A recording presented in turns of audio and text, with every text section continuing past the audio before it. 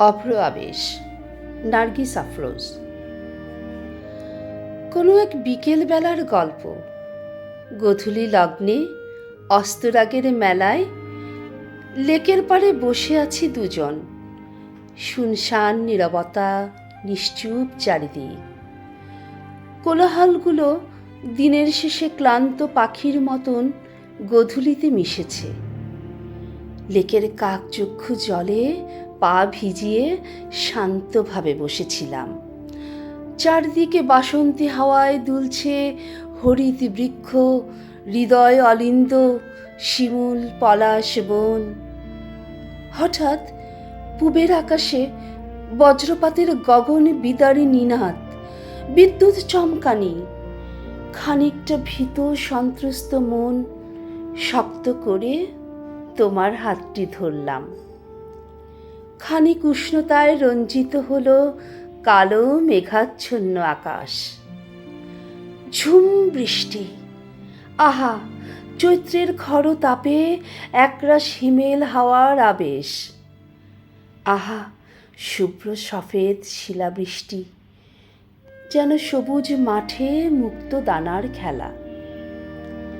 রাতের আধারে কি অপার স্নিগ্ধ আলো বিকোচ্ছিল শীতল হিমময় বরফখণ্ডগুলো। চাঁদবিহীন মেঘাচ্ছন্ন আকাশ, তারারা অন্তর্ধানে হারিয়েছে ব্ল্যাক হোলে। আর সেই আবছা আলোয় তোমাকে দেখেছিলাম নয়ন ভরে। ঝুম বৃষ্টিতে ভিজে আশ্রয় নিয়েছি জীর্ণ কুটিরে। শনের ফাঁক গলে টিপ টিপ জল পড়ছে ঠিক আমাদের মাঝখানে। জলের দুপাশে দুজন নিস্তব্ধ দাঁড়িয়ে আছি। তুমি হাতে বৃষ্টির জল নিলে, দুষ্টুমিতে আমার অধর ছুঁয়ে দিলে।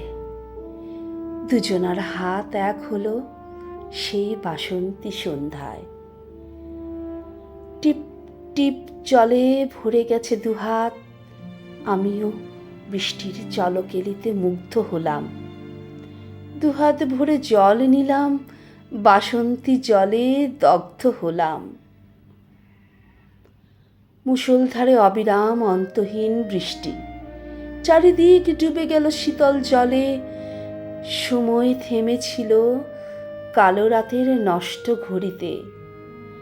এক নিমিষেই কুঁড়ে ঘরের চাল উড়ে গেল ঘূর্ণিবাতের তোড়ে। বজ্রের আলোয় তোমাকে দেখে নিলাম।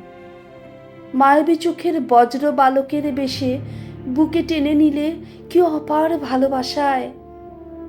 মুগ্ধ হলাম, শান্ত হলাম জলকেলির উন্মাতাল আবেশে।